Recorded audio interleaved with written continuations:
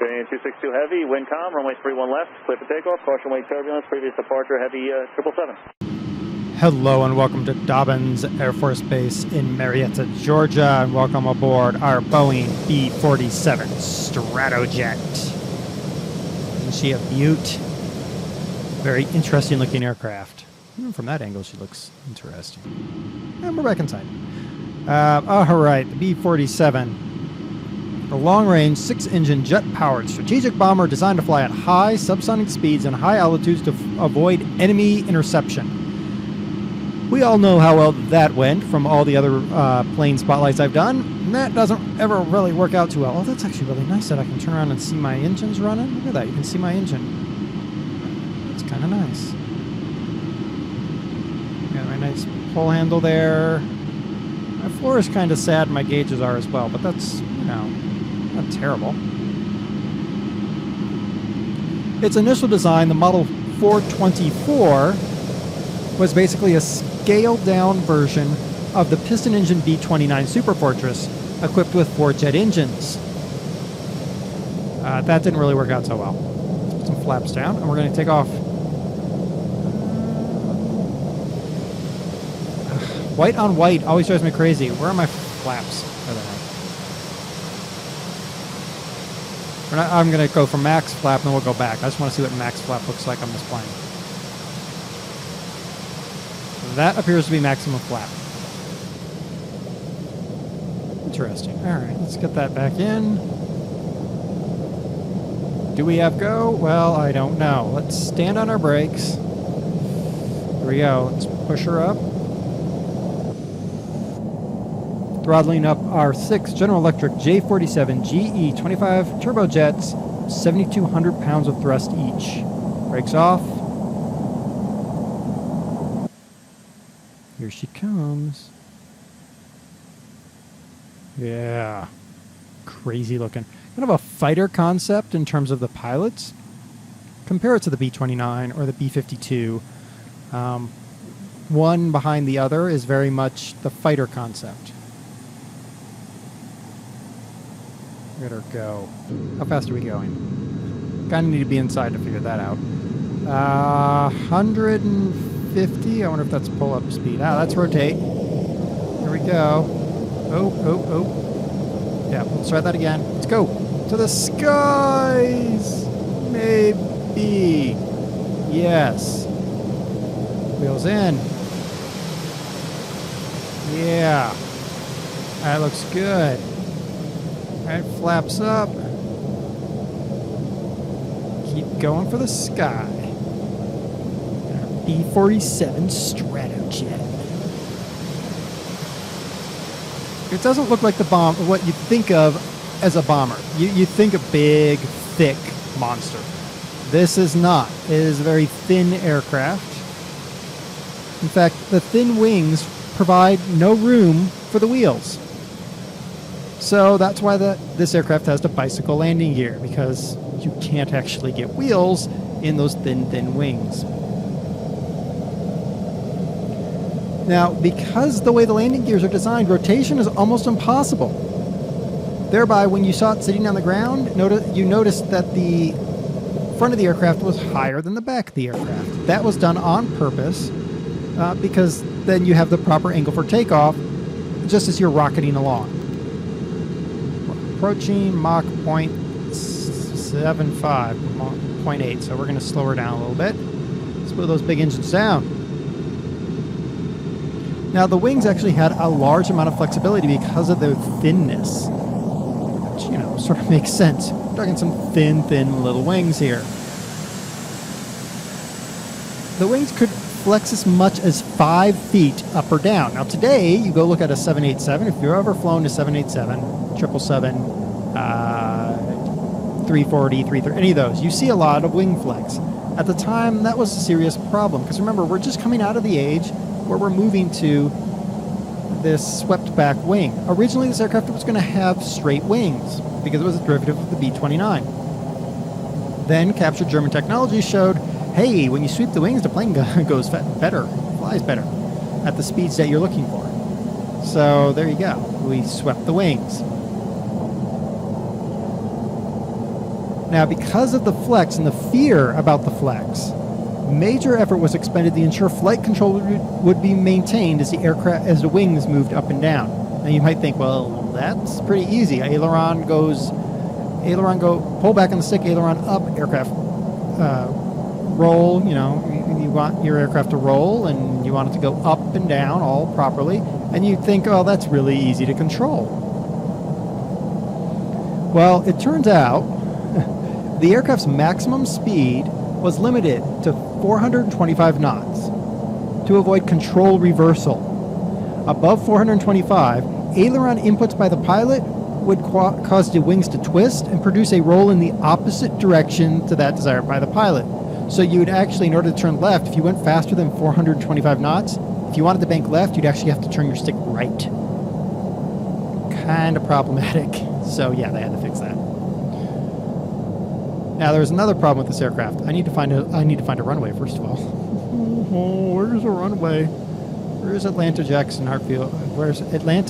Hartfield Jackson International Airport? I should know that one by heart. I've flown through there enough times. Shift 3. Ah! That's not what Shift 3 usually is. Wow. Okay, let's start with those then. Shift 1 has paused my game while it attempts to load. Whoa! Oh yeah, this would be easy to fly. Wow. So there's your main gauges. We're going down in altitude, up and out, down. Okay, well, that's fine. How's our speed? Let's throttle her down. All right. 2 is your comm, classic comm instead of the nouveau stuff. 3 is your control panels for all of your electrical. That's pretty nice. 4, there's my GPS. Woof. We'll come back to it in a second. 5, there's my throttle. You might say, wait, that only has 4. Yeah. But 2 of them are probably operating in concert, though I don't believe that would actually be the proper throttle. I think it would actually have all 6. I've never been in the cockpit of a B-47, mind you. And that's the end of that. All right, so I need, not that. Okay. Let's pop some air brakes and see what we get. Oh, we get a drogue chute. Oh, crackers. I can't get that back yet. That's going to be a problem. All right. Is that my airbase over there?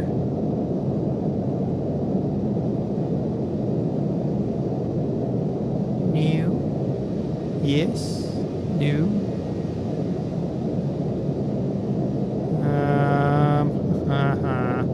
We need the throttle up here. I need a mice. I'm going to go with... Okay, ATL is this way. All right, let's go this way. Let's say overstressed the aircraft in a turn. We're going to go land at Atlanta Hartsfield Jackson International Airport. And it rolls right off the tongue. Oh, that is that big spot over there. All right, I got it. You can go away now, GPS. All right. We're going to get to this drogue chute that I got hanging out my rear end here in a moment. Now, since it could take as long as 20 seconds to throttle these engines back up to full power, this big bomber could not do touch and go momentary landing, or not easily. A small approach chute provided drag so the aircraft could be flown at approach speeds with the engines throttled to a ready to spool up medium power. Okay, so today you would fly at a pretty low throttle on your approach because the aircraft today, the engines in most cases can spool up pretty fast. That wasn't the case with these J-47 GE-25s. So you'd actually need to have the aircraft at medium power but have the drogue chute for the approach speed. The aircraft was so aerodynamically slick that a rapid descent from high cruise altitude to landing pattern required dragging the deployed rear landing gear. So in order to dirty her up, if you had to make a high-speed drop, you would actually drop your landing gear to dirty up your aircraft. Stress and fatigue incurred in low-altitude operations led to a number of wing failures and crashes, and an extensive refit program was begun in 1958 to strengthen the wing mountings. The program was known as Milk Bottle, named after the big connecting pins that were replaced in the wing roots in order to allow this aircraft to keep going. Of course, it was replaced eventually by the B-52, and then nothing has yet replaced the B-52. Weapons: two 20mm M24A1s, autocannons in the remote tail turret, see them right there, and 25,000 pounds of explosives. Let's drop our landing gear. Because what I really need now is more drag. No, I really don't, but I don't have any choice right now. I've got her spooled all the way up, but I don't think it's going to work. I think we're going to end up planting this aircraft early. Yeah, we're still going down. I've got her throttled all the way up. Okay, there we go. We got a little bit of up going. I popped that drogue chute. Now I can't put it back until I land this aircraft. Pilots actually would train for landing. They would drag their drogue chute through multiple touch-and-go landing cycles and stay in pattern while dragging their drogue chute during training to get practice landing this slick aircraft. And it is a touchy, slick aircraft. I will say that much. Look at that. That's a nice view. Oh, it's so cute. It kind of looks like it has a smiley face. Kind of. All right. I like the... I mean, don't get me wrong, there's problems with this cockpit, but if you look from, like, there up, it looks pretty nice. It's when you go down here, you're like, oh. Okay. But, exterior model-wise, she looks pretty. I give her a little bit more flap, which is going to exacerbate my speed problems, but hopefully will have a positive effect on other issues I'm having, like altitude. I'm apparently going to land on the terminal building, so let's go over this way a little bit. Look at that. That's pretty. All right, we're going to get in the cockpit. We're going to fly in cockpit because I'm having trouble controlling from outside the cockpit. Just what I'm doing. Look at all those gauges. They did a great job. Let me see. I'm going to... Yep, when I spool the engines down, all 6 gauges do move. I didn't let you see that very long because I'm afraid I'm going to crash.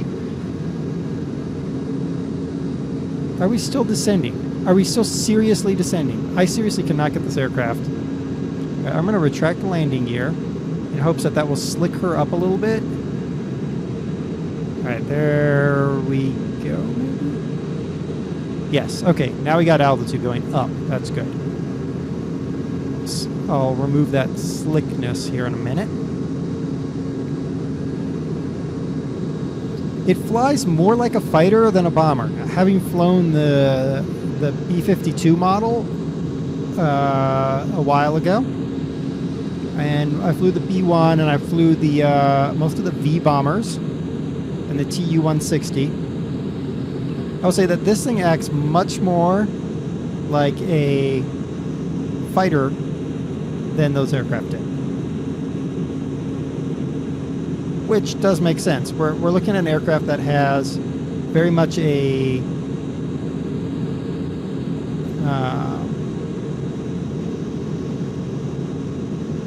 fighter personality. Where we got thin wings. All right, drop those landing gears again. We've got thin wings, very narrow fuselage, which is going to allow more of a slick attitude. Oh, good grief, we're going to have trouble here.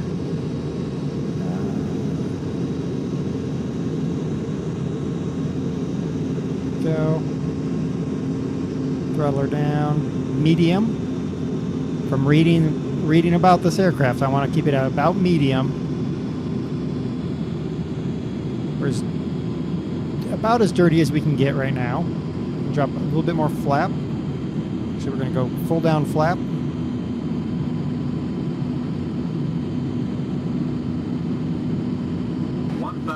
1,000. Don't sink. Don't sink. Well, I'm sinking, so hush. Don't sink.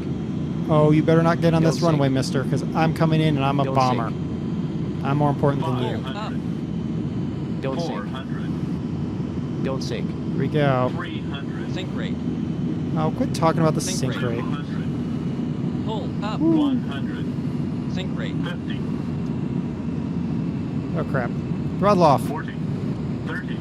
20. 10. 10. There it is. Come on. Reverse thrust. Something. Oh, crap. Here we go. Are we going to make it? Are we going to stop? We did cut that A321 off, but whatever. These doesn't matter. Okay, there we go. We actually made it.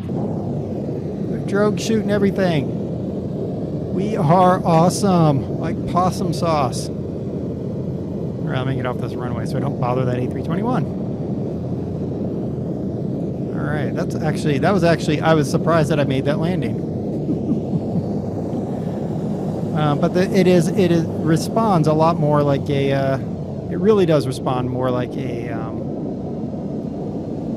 fighter than it does a big, heavy bomber, even though it is a big, big, heavy bomber. Let's make this turn. Come on, baby. You can turn. Oh, you don't have diff brakes. Okay. I thought it had diff brakes for a second. That was stupid because it's got bicycle landing gear and it can't have diff brakes.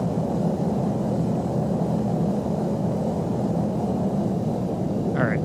Stop the aircraft. I love the drogue chute just sits out there. That's awesome. Parking brake on. All right, engines shut down. Can I close? I still cannot close. So once the drogue chute is out, you're just knackered. All right, let's open her up. Main exit open. Really? Where? I didn't see any opening. Did you? Because I sure didn't.